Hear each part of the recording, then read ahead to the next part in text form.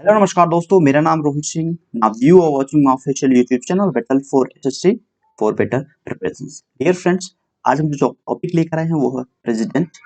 देखिए, ये पॉलिटी का बहुत इंपॉर्टेंट चैप्टर है और हमारे एग्जाम्स में यहाँ पे 2 से 4 नंबर का कभी-कभी क्वेश्चंस पूछ लेते हैं। ठीक है, जैसे कि आप लोग जानते हैं कि आने वाला एग्जाम्स एनटीपीसी है, एसएससी का कई एग्जाम्स हैं, यूपीएसआई, बिहार एसआई और यूपी लेखपाल। तो इन सभी एग्जाम्स को ये टॉपिक टारगेट करता है और यहाँ से बहुत सारे क्वेश्चंस आ सकते हैं। ठीक है, चलिए देखते हैं, इसके बारे में पूरी जानकारी लिखते हैं। महत्वपूर्ण अनुच्छेद हम देखेंगे क्योंकि ये राष्ट्रपति से महत्वपूर्ण अनुच्छेद जो है सबसे ज्यादा यही पूछा जाता है। ठीक है, बाकी हम राष्ट्रपति की शक्तियां देखेंगे, पावर्स क्या क्या गिवे हैं और राष्ट्रपति का चुनाव प्रणाली, राष्ट्रपति की योग्यताएं, इस पे हम संपूर्ण डिटेल करते हैं। ठीक है, चलिए देखते हैं राष्ट्रपति। देखिए, हमारे संविधान में अनुच्छेद कितने हैं? 395, 395 अनुच्छेद। भाग कितने हैं? 22, 22 भाग है और अनुसूची कितनी है? 12। तो 22 भाग में 5 भाग में 5वें भाग मतलब पार्ट 5 में राष्ट्रपति के बारे में उल्लेख किया गया है। किस अनुच्छेद के तहत रखा गया है? तो अनुच्छेद 52 से 151 के तहत। ठीक है, आप इसका नोट्स बनाएंगे। ठीक है, नोट्स बना के और इसको मल्टीपल टाइम्स रिवीजन करेंगे, आपको याद हो जाएगा राष्ट्रपति और बहुत कुछ आपको बेनिफिट होगा यहाँ से। देखिए, राष्ट्रपति संघ की कार्यपालिका का प्रमुख होता है। कार्यपालिका से मतलब है राष्ट्रपति, उपराष्ट्रपति, प्रधानमंत्री, मंत्रिपरिषद। ठीक है, और अनुच्छेद 52 में क्या कहा गया है कि भारत का एक राष्ट्रपति होगा। ठीक है, अनुच्छेद 52 में ये कहा गया है कि भारत का एक राष्ट्रपति होगा। अब देख लेते हैं आयु। देखिए, हमारे एग्जाम्स में कभी कभी आयु से बहुत ज्यादा क्वेश्चन पूछते हैं। तो राष्ट्रपति की जो आयु होनी चाहिए वो होनी चाहिए 35। ठीक है, 35 होनी चाहिए। ठीक है, राष्ट्रपति की आयु 35 होनी चाहिए। योग्यता, क्या योग्यता रखना चाहिए उस व्यक्ति को जो राष्ट्रपति के लिए जा रहा है? देखिए, आर्टिकल 58 के अनुसार क्या क्राइटेरिया है कि भारत का नागरिक हो, 35 वर्ष की आयु पूरा कर चुका हो और लोकसभा का सदस्य निर्वाचित किए जाने योग्यता रखता हो। तो ये इसकी योग्यता है। वेतन की बात कर लेते हैं। अच्छा फ्रेंड्स, 2017 से पहले वेतन, राष्ट्रपति का वेतन 1.5 लाख रुपए था। ठीक है, 1.5 लाख था, लेकिन अभी 2017 के बाद से इंक्रीज हुआ है वेतन और वेतन हो गया है 5 लाख। ठीक है, इसी प्रकार पेंशन भी इनका इंक्रीज हुआ है। पहले पेंशन 9 लाख रुपए था साल का और अब 18 लाख हो गया है वार्षिक। ठीक है, तो 18 लाख हो गया, मतलब सैलरी भी बढ़ गई है इनका, इनका पेंशन भी बढ़ा दिया गया है। तो इसको भी याद रखना है। ठीक है, और एक इंपॉर्टेंट फैक्ट कि इनके सैलरी पर टैक्स नहीं लगता है। ठीक है, राष्ट्रपति के सैलरी पर टैक्स नहीं लगाया जाता। अब हम चलते हैं कुछ और फैक्ट्स देखते हैं। देखिए, चुनाव प्रणाली, इनकी चुनाव प्रणाली क्या है? ये बहुत इंपॉर्टेंट है क्योंकि कभी कभी एग्जाम्स में ये भी पूछते हैं। ठीक है, तो समानुपातिक प्रतिनिधित्व चुनाव प्रणाली एवं एकल संक्रमणीय मत प्रणाली। देखो, हिंदी में थोड़ा सा याद करना टफ है, लेकिन इंग्लिश में याद करना इजी है। सिंगल ट्रांसफेरेबल वोटिंग सिस्टम, तो आप इंग्लिश में याद कर सकते हैं, ज्यादा आपको कंफर्ट रहेगा। ठीक है, चुनाव प्रणाली आप समझ लीजिए। अब हम समझते हैं कि राष्ट्रपति के निर्वाचन के लिए कौन कौन पार्टिसिपेट करता है। देखिए, राष्ट्रपति के निर्वाचन के लिए लोकसभा, राज्यसभा, राज्य के विधानसभा के निर्वाचित सदस्य मतलब स्टेट के एमएलए जो होते हैं वो पार्टिसिपेट करते हैं और नवीनतम व्यवस्था के अनुसार पांडुचेरी विधानसभा तथा दिल्ली की विधानसभा के निर्वाचित सदस्य को भी इसमें सम्मिलित कर लिया गया है। ठीक है, यहाँ तक आई होप आपको क्लियर हो गया होगा। ये इसका जब तक आप नोट्स नहीं बनाएंगे आपको बेनिफिट नहीं होगा। शपथ कौन दिलाता है? ठीक है, नोट्स बनाइए, मैं इस पे फोर्स कर रहा हूँ आपको कि आप नोट्स बना लीजिए। ठीक है, शपथ, शपथ कौन दिलाता है? तो चीफ जस्टिस ऑफ इंडिया। ठीक है, सर्वोच्च न्यायालय के मुख्य न्यायाधीश शपथ दिलाते हैं। तो क्वेश्चन ये भी आ सकता है, यहाँ से आपके 2 नंबर क्लियर हो जाते हैं। अच्छा, बात करते हैं महाभियोग।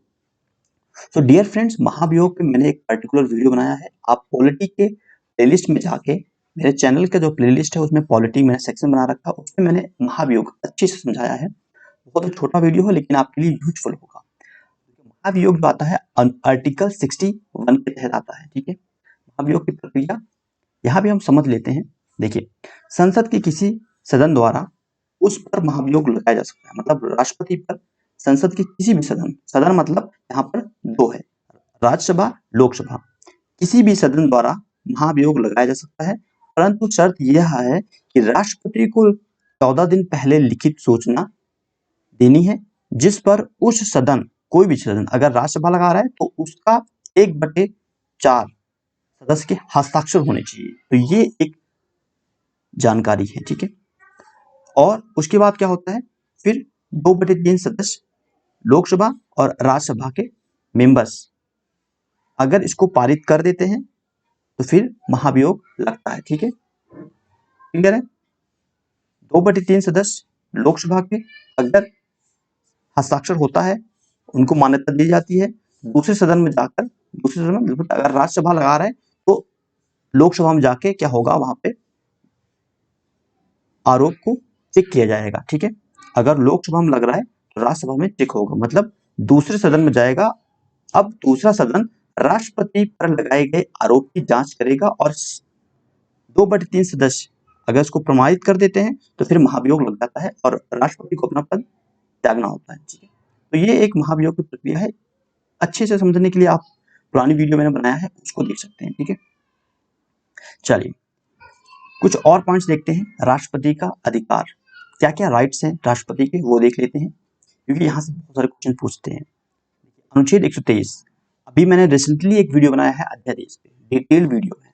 तो अनुच्छेद 123 अध्यादेश जारी करने की शक्ति, एक ये है कि क्योंकि अध्यादेश कौन जारी करता है, राष्ट्रपति, तो ये एक राइट्स मिला हुआ, अधिकार मिला हुआ राष्ट्रपति को। और अनुच्छेद 72 देखते हैं तो क्षमादान की शक्ति। ठीक है, क्षमादान की शक्ति, राष्ट्रपति किसी भी ऐसे व्यक्ति को क्षमादान दे सकता है। ठीक है, अनुच्छेद 72 के तहत उसको राइट्स मिला हुआ है, राष्ट्रपति को ये अधिकार है कि उसके पनिशमेंट में कमी कर सकता है। ठीक है, मान लीजिए किसी व्यक्ति को फांसी दी गई है तो उसको वो 10 साल या 15 साल का वो कैद कर सकता है। ठीक है, उसको ये दे सकता है। ठीक है, तो ये क्षमादान की शक्ति राष्ट्रपति के पास है।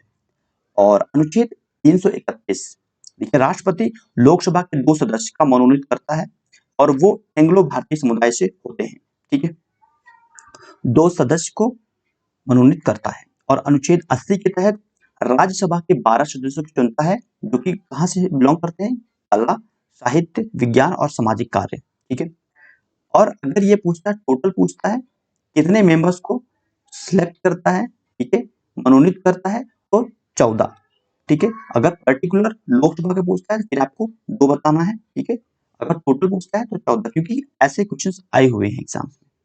देखिए कुछ और अनुच्छेद हैं। अनुच्छेद 143 क्या बोलता है, राष्ट्रपति महत्वपूर्ण प्रश्न पर, कोई भी प्रश्न है उस पर उच्चतम न्यायालय से, मतलब चीफ जस्टिस ऑफ इंडिया, सर्वोच्च न्यायालय के मुख्य न्यायाधीश से एडवाइस ले सकता है, सलाह ले सकता है, लेकिन यह सलाह मानने के लिए बाध्य नहीं है। ठीक है, तो ये आर्टिकल 143 में राष्ट्रपति को अधिकार दिया गया है। क्लियर है। अनुच्छेद 108 देख लेते हैं।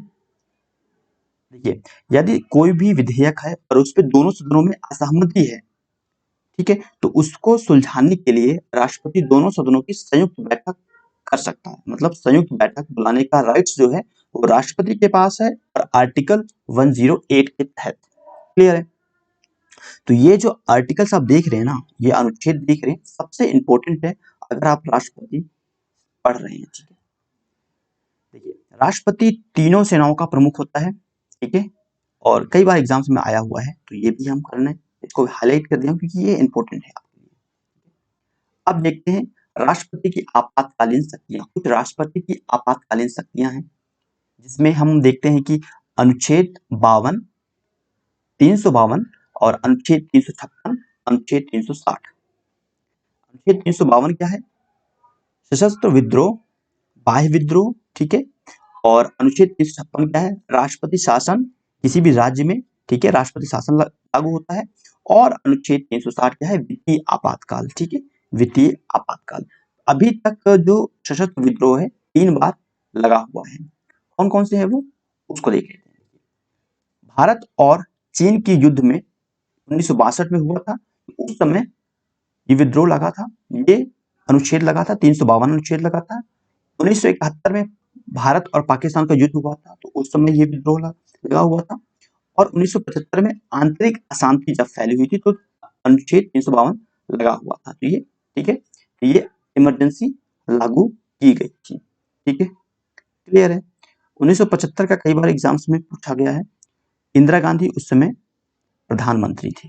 ठीक है, राष्ट्रपति शासन आप देखते हैं कि आए दिन जैसे जम्मू कश्मीर में राष्ट्रपति शासन लगा था, तो 56 यही है। ठीक है, और वित्तीय आपातकाल अभी तक नहीं लगा है। वित्तीय आपातकाल अभी तक नहीं लगा है, जो कि अनुच्छेद 360 कहलाता है। क्लियर है, बहुत ही इंपॉर्टेंट है ये। और कुछ फैक्ट्स हम देख लेते हैं। ठीक है, जैसे कि भारत की प्रथम महिला राष्ट्रपति प्रतिभा देव सिंह पाटिल हैं। डॉक्टर राजेंद्र प्रसाद भारत के प्रथम राष्ट्रपति जो लगातार 2 बार राष्ट्रपति निर्वाचित हुए। नीलम संजीव रेड्डी ऐसे राष्ट्रपति हुए, एक बार चुनाव में हार गए और फिर बाद में निर्विरोध राष्ट्रपति निर्वाचित किए गए। ठीक है, आई होप आपको इस वीडियो से बेनिफिट हुआ होगा फ्रेंड्स। और अगर आपको ये वीडियो अच्छा लगा तो आप क्या कर सकते हैं, चैनल को सब्सक्राइब कर सकते हैं। इस तरीके की वीडियो पाने के लिए चैनल को सब्सक्राइब कर सकते हैं और हिट द बेल आइकन्स। अच्छा, होता क्या है कि लोग सब्सक्राइब कर लेते हैं, ठीक है, बहुत सारे लोग सब्सक्राइब किए हुए हैं, लेकिन बेल आइकन को अगर आप प्रेस नहीं करते हैं, ठीक है, तो फिर वीडियो आपको अपडेट नहीं मिलता है। लाइक भी करना है आपको सेशन को, और शेयर करना अपने दोस्तों के साथ, और कमेंट बॉक्स में कमेंट कर सकते हैं अगर कुछ प्रॉब्लम आया है समझने में। ठीक है, या अप्रिशिएट करना चाहते हैं तो फिर भी आप कमेंट कर सकते हैं। And thank you for watching this video. Next video में फिर से मिलते हैं, तब तक के लिए धन्यवाद।